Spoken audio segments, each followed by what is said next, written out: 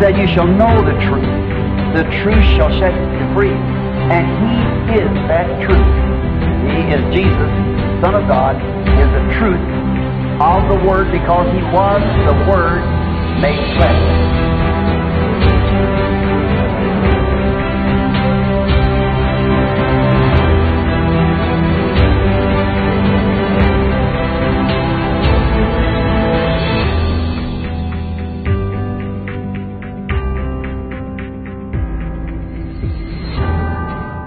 Shalom, irmãos em Cristo. Aqui, de novo, pastor Marcelo Neri, trazendo o programa A Verdade Te Libertará. Foi muito bom o nosso programa anterior, mostrando as manifestações de Elias, né? Só dando uma recapitulada rápida, o hino que vai ser tocado para abençoar o seu coração e abençoar a sua casa. Nós vimos no programa anterior as 5 manifestações de Elias. A primeira com Elias, o tisbita. A segunda em Eliseu, quando mesmo pediu porção dobrada de seu espírito. A terceira, João Batista, quando Jesus disse assim: se vocês quiserem saber, na verdade, Elias já veio. Então os discípulos perceberam que ele falava a respeito de João Batista. A quarta manifestação de Elias é agora, antes que venha o dia grande e terrível do Senhor. E a quinta é em Apocalipse 11, Moisés e Elias, as 2 testemunhas. Hoje nós vamos falar mais sobre o Elias deste dia, porque o homem, ele sabe muito o que Deus realizou e sabe muito o que Deus vai fazer, mas não sabe o que Deus está fazendo. Então nós temos que se concentrar na manifestação de Elias no tempo presente, porque Malaquias 4, versículos 5 e 6, promete, né, Elias para esse tempo. Então nós vamos falar um pouquinho mais de quem é este Elias, né? Como que foi a vida deste profeta do século 20. É o profeta do século 20. Ele veio, pregou sua mensagem e Deus o recolheu. Ele foi descansar, mas nós estamos aqui levando a mensagem, dando a continuidade nesta mensagem, assim como Eliseu, no Velho Testamento, deu continuidade na mensagem de Elias. Agora, a esposa do Cordeiro dá continuidade também à mensagem de Elias, que ela recebeu para este dia. Deus te abençoe. Vamos ouvir este hino. Eu tenho certeza que este hino falará ao seu coração, abençoará a sua casa, abençoará seu lar, e você será ricamente abençoado por esse programa. A Verdade Te Libertará. Até breve.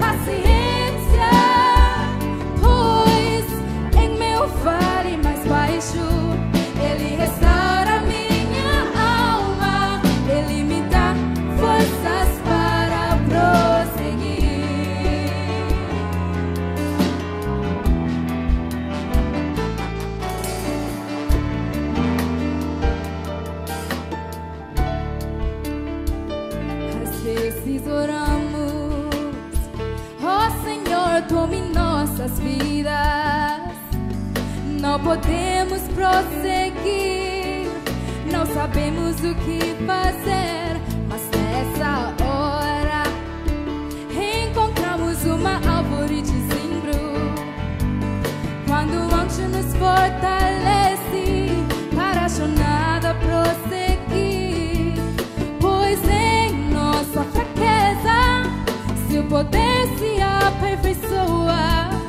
sua graça é o bastante para nós, mesmo sendo provados e tentados, ainda que em meio a lutas podemos ser passamente, pois a prova de nossa fé opera paciência, pois em meu vale mais baixo Ele restaura minha alma, Ele me dá forças para prosseguir.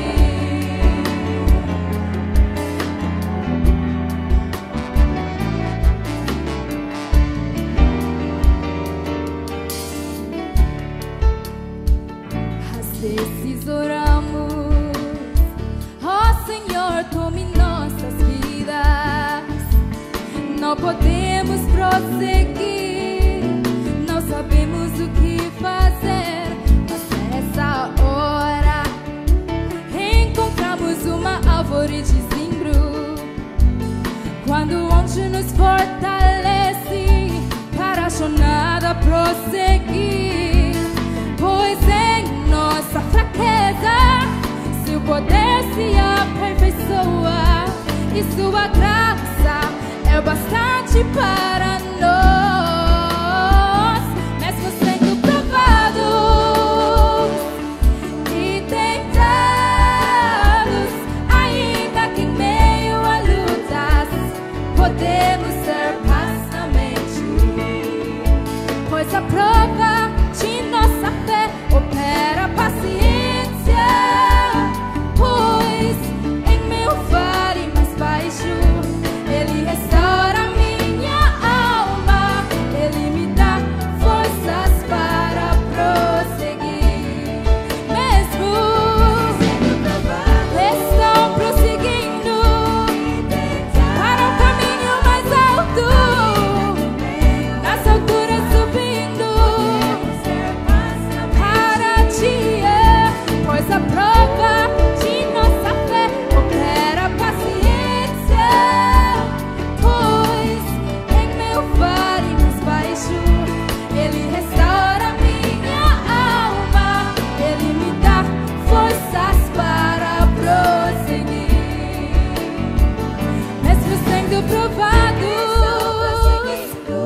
e tentados, ainda que em meio a lutas podemos ser passamente, pois a prova de nossa fé opera paciência, pois em meu vale mais baixo Ele restaura minha alma, Ele me dá forças para prosseguir, pois em meu vale mais baixo Ele restaura minha alma, Ele me dá forças para prosseguir, pois em meu vale mais baixo Ele restaura minha alma, Ele me dá forças para prosseguir, pois em meu vale mais baixo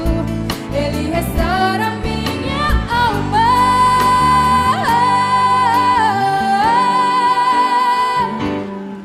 Ele me dá forças para prosseguir, Ele me dá forças para prosseguir, Ele me dá forças para prosseguir. Graças a Deus, graças a Deus. Tenho certeza que você foi muito abençoado com estes hinos. Estes hinos, amados irmãos, são hinos de redenção. Você não vai encontrar eles em lugar nenhum. Não foi hinos que foram feitos para serem comercializados no mercado gospel, mas são hinos que os nossos irmãos são inspirados por Deus, compõem, e nós podemos então ter essa grata satisfação de ter no nosso meio irmãos que são usados por Deus, compositores realmente do sétimo selo, para trazer esses cânticos de redenção. Pois bem, estamos aqui para falar do Elias deste dia, do profeta Elias. Antes de mais nada, nós precisamos então nos basear nas Sagradas Escrituras para expor o porquê cremos que Deus enviou um profeta para esta era. Nós nos baseamos muito em Malaquias, capítulo 4, versículo 5 e 6, onde está escrito: Eis que eu vos envio o profeta Elias, antes que venha o dia grande e terrível do Senhor, e converterá o coração dos pais aos filhos e o coração dos filhos a seus pais, para que eu não venha e fira a terra com maldição. Nós vimos isso aqui no programa passado, as 5 manifestações de Elias. Eu abri o programa falando a respeito dessas 5 manifestações incontestáveis do profeta Elias: Tisbita, Eliseu, João Batista, o Elias de agora e o de Apocalipse 11. Deus usou esse espírito de Elias, está usando agora o espírito de Elias. Então, Elias é o profeta, tá? Então, é uma promessa de um profeta para os nossos dias, porque os dias de João Batista não foi o dia grande e terrível do Senhor, mas agora é o dia grande e terrível do Senhor. E eu oro a Deus para que o seu coração se abra, né? O seu coração realmente se interesse por essas coisas, porque esta é a palavra de Deus. O mundo hoje evangélico está muito em busca de riquezas naturais, e que Deus vai abençoar a sua vida e vai trazer o seu amor de volta. E a Bíblia está passando totalmente desapercebida. Estão sendo batizados na Trindade, sendo que não existe apoio bíblico para isso. Nós sabemos e já provamos que Jesus Cristo do Novo Testamento é o Jeová do Velho, por inúmeras escrituras, né? Provamos aqui o batismo nas águas em nome do Senhor Jesus Cristo, que nunca existiu uma pessoa sendo batizada nos títulos Pai, Filho e Espírito Santo. Nunca na Bíblia você encontrará uma pessoa batizada dessa forma. Todos os batismos foram realizados em nome do Senhor Jesus Cristo. Então, a gente passou por algumas doutrinas bíblicas, que é o beabá. Como poderemos ensinar álgebra para uma pessoa se ela não sabe nem o ABC? E o ABC é o batismo nas águas, é uma santa ceia sem o pão com fermento, com o pão asmo, é uma santa ceia com o vinho, não suco de uva, é uma santa ceia que tem o lava-pés para cumprir São João 13, vós me chamais mestre, dizeis bem, porque eu sou. Ora, se eu, Senhor e mestre, vos lavei os pés, vós deveis lavar os pés uns aos outros, em memória de mim, né? Porque eu vos dei o exemplo, para que assim como eu vos fiz, façais vós também. Se saberdes essas coisas, bem-aventurados sois se as fizerdes. Isso está em São João 13, a partir do versículo 13. Você pode ir lá. Então, a Santa Ceia Apostólica é isso. Muitas vezes as pessoas podem dizer: mas isso foi um gesto de humildade. Não foi um gesto de humildade, foi uma prática de humildade, né? Isso não foi um gesto, foi uma prática de humildade.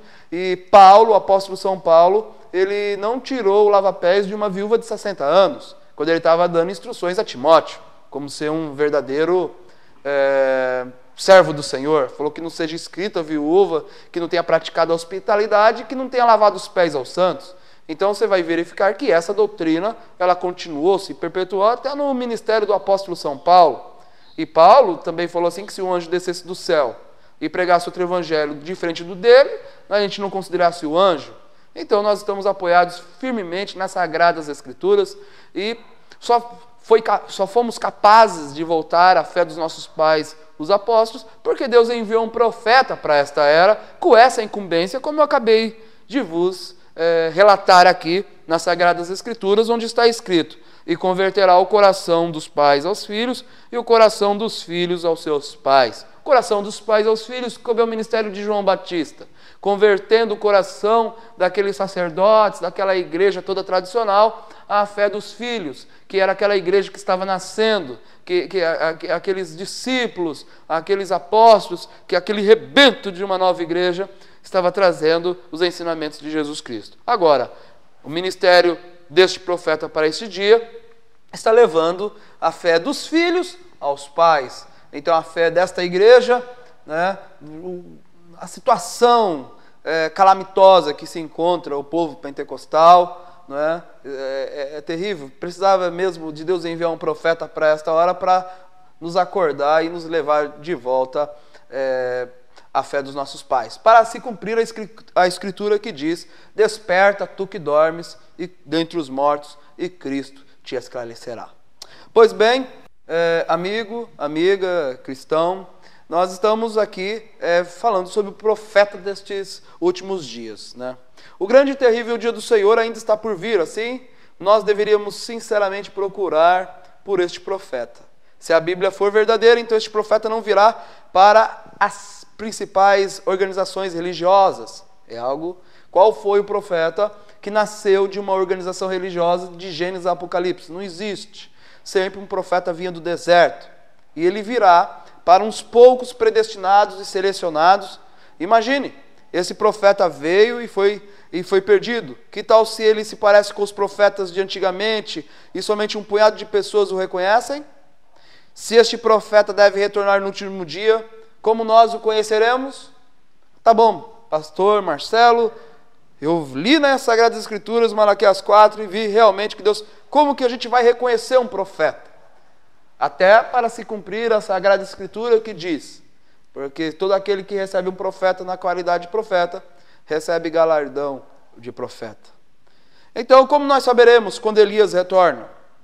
Quais características ele apresentará a fim de que nós possamos reconhecê-los? Elias era um homem do deserto. Grandes sinais e maravilhas seguiram o seu ministério. Ele pregou contra os males de seu dia. Ele pregou especialmente contra a imoralidade da rainha Jezabel. Quando Elias foi levado ao céu em uma carruagem de fogo, seu espírito caiu sobre Eliseu. Seu ministério então foi marcado por grandes sinais e maravilhas. E Eliseu também pregou contra os pecados do mundo. Ambos os profetas permaneceram sozinhos contra as organizações religiosas de seu dia. E agora, 2000 anos depois de João Batista, novamente é tempo que o espírito de Elias retorne à terra para se cumprir as Sagradas Escrituras. Aquele dia chegou, e nesta era nós vimos o espírito de Elias retornar. Ele desafiou o sistema denominacional moderno. Ele se pôs contra todos os pecados do mundo. Ele mostrou inúmeros sinais e maravilhas. Ele pregou a Bíblia palavra por palavra, de Gênesis a Apocalipse. Verdade. E nós, desde que o Senhor Jesus Cristo caminhou na terra, nenhum homem influenciou o mundo de modo tão profundo como esta mensagem. Nós estamos falando de um homem chamado William Marion Branham. William Marion Branham teve um dos ministérios mais influentes da Bíblia de nosso tempo. Ele é considerado por muitos, isso não são palavras minhas, você pode procurar no Google, em todas as ferramentas de pesquisa sobre quem foi William Marion Branham. Você vai ver no Wikipedia, todos consideram ele. Ele é considerado por muitos como o iniciador da cura e avivamento carismático, o qual começou em 1947. E vos digo uma verdade, todos os anciões que vieram, que começaram aqui no Brasil com esse movimento, não estou falando de agora, pessoas agora, não, estou falando aquele movimento pentecostal que invadiu o Brasil na década de 70, veio por influência desse ministério. Eles estiveram lá na América, viram os sinais sendo manifestados através das reuniões, através dos testemunhos das pessoas que estiveram e trouxeram isso para o Brasil. Foi considerado realmente por muitos como iniciador da cura e avivamento carismático em 1947. De 1947 até o momento de sua morte em 65, um poderoso ministério foi muito conhecido e considerado sem paralelo na história de encontros evangélicos. O impacto desse ministério, deste homem, não foi sentido somente na América do Norte, mas também ao redor do mundo. O irmão Branham nasceu em 1909. Né? Ele nasceu de uma família muito humilde, né? Muito mesmo, mas muito humilde mesmo, né? Com risco até de ter sido morto, né, Porque na ocasião do seu nascimento, ele tinha um frio tremendo ali e ele não tinha nem com que cobrir a criança, né? É uma cabana de pau a pique em Burkesville, Kentucky. E viveu a maior parte de sua vida em Jeffersonville, tá? Indiana, nos Estados Unidos. Então, aos 22 anos ele casou, teve sua esposa, né, a Hope, e teve os seus 2 filhos, Billy Paul Branham e Sharon Rose Branham.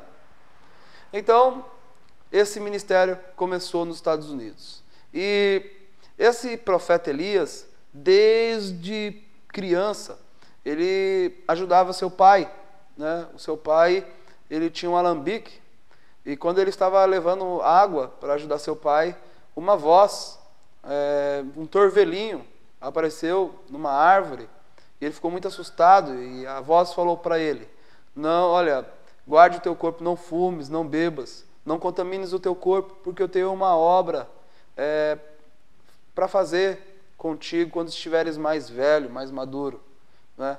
E ele saiu correndo.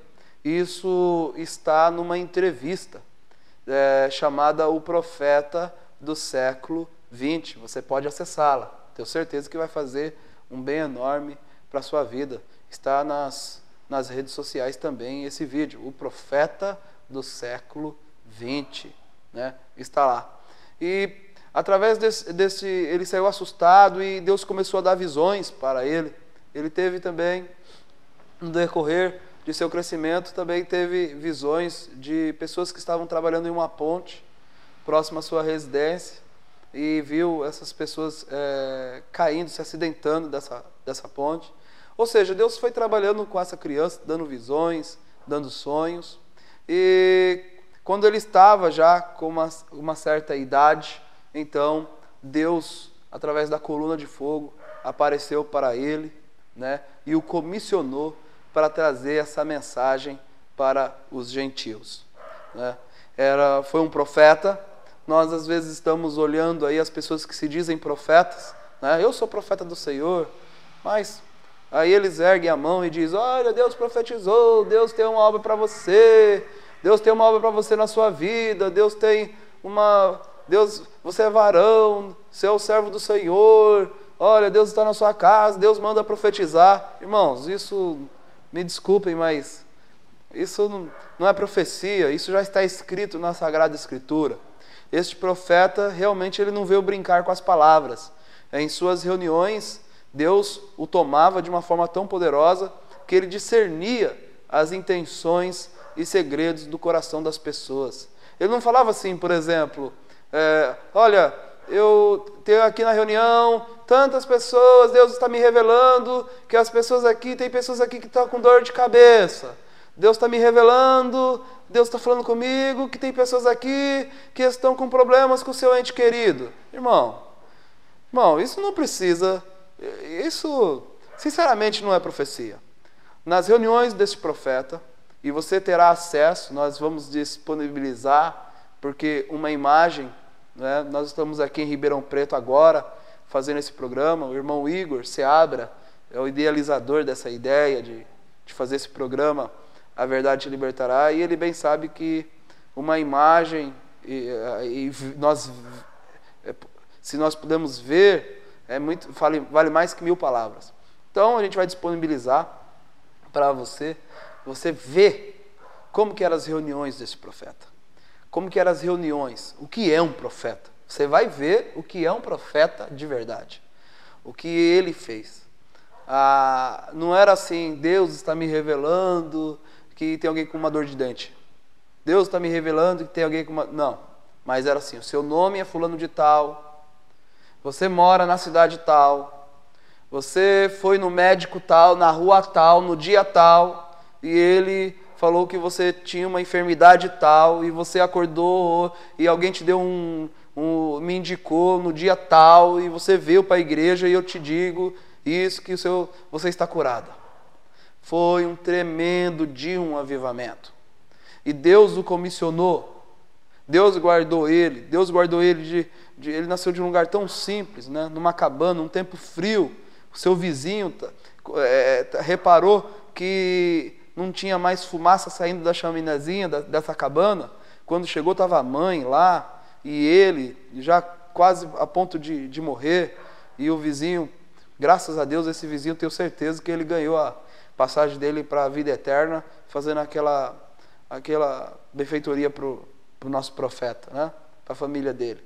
E aí ele foi tendo todas essas experiências, visões, não é? Sonhos, não é? Ele pagou caro, às vezes, porque logo quando ele estava para se casar, ele conheceu o avivamento pentecostal ali, com os irmãos negros, se eu não me engano, na Igreja Batista, e a sogra dele não queria que ele se envolvesse, né? Nos Estados Unidos tinha uma segregação muito forte, até hoje tem, mas naquele tempo era muito maior, e ele obedeceu à sogra ao invés de se relacionar com aqueles irmãos que tinham aquele verdadeiro movimento. E então Deus mandou uma enchente lá na cidade, e foi ali que ele perdeu sua esposa, foi ali que ele perdeu a pequena Sharon. Olha, Deus moeu a vida deste homem, a tal modo para poder extrair o melhor. Ele chegou a um grau de obediência tamanho, e ele realmente guardou sua vida para a obra do Senhor. Realmente não houve um homem como William Marion Branham, não houve um profeta como ele. Deus realmente usou aquele vaso humano para percursar a segunda vinda de nosso Senhor Jesus Cristo. Quando ele estava batizando as pessoas no Rio Ohio, a 17ª pessoa, quando ele estava batizando no Rio Ohio, a coluna de fogo desceu, irmão. Não uma pedra brilhando, não pedra chamuscada, não, a coluna de fogo desceu. Ali, pessoas saíram correndo, porque quando Deus fala, irmão, quando Deus fala, não é alegria para o povo ficar, olha, Deus está falando. Não, quando Deus fala, olha, quando Deus falou lá no monte, o povo falou assim, não fale Moisés para que nós morramos, mas fale através do Senhor, do profeta Moisés, aí nós vamos ouvir, porque o povo ficou com medo. Então, quando essa coluna de fogo desceu no Rio Ohio, ali na presença de todos, ali, quando ele estava batizando a 17ª pessoa, a coluna de fogo, essa voz disse, assim como João Batista precursou a minha primeira vinda, a tua mensagem precursará a minha segunda vinda. Então Deus comissionou este homem não foi comissionado por nenhuma organização religiosa, este homem não tem o apoio de nenhuma organização religiosa, Deus o comissionou, Deus apareceu, a coluna de fogo desceu ali e falou, assim como João Batista precursou a minha primeira vinda, a tua mensagem precursará a minha segunda vinda.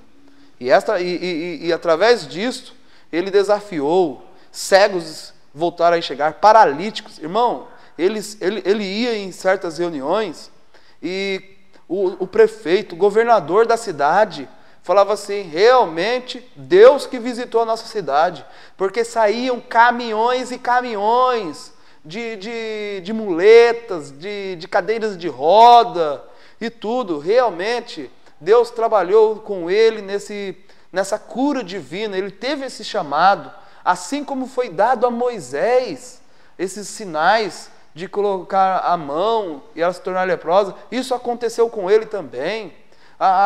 Deus falou isso com ele, assim como Moisés tinha a coluna de fogo e nuvem, ele também tinha. Então ele realmente, com vida, com sinais, com vindicação, com apoio bíblico das Sagradas Escrituras, com coluna de fogo, com coluna de nuvem, com vida mesmo, com assim diz o Senhor, criou esquilos através do seu ministério, fez parar a tempestade. Não, pastor, eu não acredito que um homem fez tudo isso e eu não estou sabendo. Mas agora, através do programa A Verdade Te Libertará, você está sabendo. Você terá materiais, você terá vídeos que vai mostrar que ainda existe profetas no nosso dia. E Deus enviou este profeta no século XX para acordar os filhos. Foi um Moisés para nós, para nos tirar do mundo denominacional e nos trazer de volta para a palavra de Deus. Olha, foi a maior de todas as mensagens. Essa é a mensagem do tempo do fim. Agora nós estamos dando sequência a esta mensagem. Mas conheça, eu oro a Deus e peço a você humildemente que você assista, corra atrás, pesquise, conheça mais sobre este profeta. Se eu fosse falar da vida dele, de tudo que ele fez, não caberia nem 100 programas. Eu só quis mostrar para você que Deus enviou um profeta para os nossos dias. Então nós reconhecemos ele pela vida dele, reconhecemos ele pelos sinais que Deus manifestou, reconhecemos dele pelas escrituras. Ah, mas o nome dele não está na Bíblia. O nome de João Batista também não estava na Bíblia. O nome de João não estava na Bíblia. A Bíblia diz, houve um homem de Deus cujo nome era João. E quando foram buscar na Bíblia, o nome de João não estava na Bíblia. Aí foram perguntar para João, diga-nos, tu és o Messias ou o profeta? E João falou, eu sou a voz que clama no deserto. Ele era Elias. Ele era Elias. Jesus disse que ele era Elias. Mas onde estava o nome de João na Bíblia? Não estava. Assim como o nome de William Marion Branham não está na Bíblia, mas está Elias. Então Elias se manifestou através deste homem chamado William Marion Branham, trazendo essa mensagem, né, de libertação, de cura divina. E vou falar uma coisa para você. Trouxe essa mensagem de cura divina para chamar a atenção do povo pentecostal, porque o povo pentecostal gosta muito disto. Mas a intenção de Deus era, através da reunião do povo pentecostal, que Deus desse a sua palavra para o povo. Porque a melhor coisa que Deus pode dar para um homem e para uma mulher hoje é a sua palavra revelada. Então, nós vamos rodar um pequeno vídeo das reuniões deste profeta. E nós nos veremos no próximo programa. Depois deste vídeo, nós já estaremos fazendo o encerramento. E vamos continuar falando um pouquinho mais deste profeta. Deus te abençoe. E eu tenho certeza que esse encerramento vai mudar a sua vida. Deus te abençoe. Crê que sou seu profeta, seu servo. Crê que Deus está perto e seu Espírito, e que isto que está sendo feito é do Senhor Jesus, não eu. Eu sou um homem. Se Deus me deixa saber o que está errado contigo como uma vindicação de que sou o profeta dele aqui de pé, revelando a verdade, como ele falou à mulher, vai e busque teu marido. Ela disse, eu não tenho. Ele disse, você teve 5. Ela disse, eu vejo que você é um profeta. Veja, eu percebo que você é um profeta. Aquele mesmo Espírito que estava no Filho de Deus, ele prometeu enviá-lo de volta, na forma de Espírito Santo, que estará junto conosco e habitará conosco até o fim do mundo. Crês nisto? Ele pode saber teu problema agora, não pode? Você sofre do coração, isto é certo? Cada pessoa que sofre do coração, fique de pé. Vocês podem ser curados agora mesmo, não importa o que seja. Senhor Deus, Tu conheces a nossa força e como somos débeis, tão fracos. Mas, Senhor, nós sabemos quão forte Tu és. E problemas do coração é algo que nossos médicos não podem fazer nada. Mas, Senhor, quem fez o coração foi o Senhor. E agora eu repreendo este poder dos demônios que está segurando este povo. Deixe-o sair de cada um no nome de Jesus Cristo. Amém. Deus te abençoe, irmã. Eu só quero dizer para você, você se sente diferente do que se sentia faz um longo tempo, não é? Sim. Agora, para o povo saber, tinha um espírito negro. Você tinha um sofrimento ruim que a prostrava e agora não tem mais. Sim. Você está curada, você está boa. Sim, estou. Tenha fé em Deus, por favor. Todos de acordo, tenham fé.